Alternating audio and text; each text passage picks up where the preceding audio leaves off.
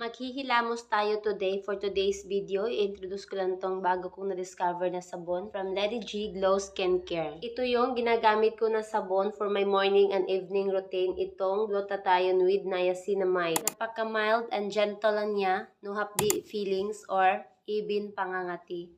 This glutathione soap, it helps whiten your skin, makes your skin healthy and bright. It can also reduce your pimple marks and minimizing your pores. Napakaganda ng effect nito sa akin, guys. You should try it. This glutathione with niacinamide soap. Meron din silang Vaginity Keepy Bar Feminine Hygiene. Your irresistible hygiene bar. Napakaganda talaga gamitin ng Keepy Bar na to, guys, kasi meron na tong calling effect. It helps whiten your kifi and even singit.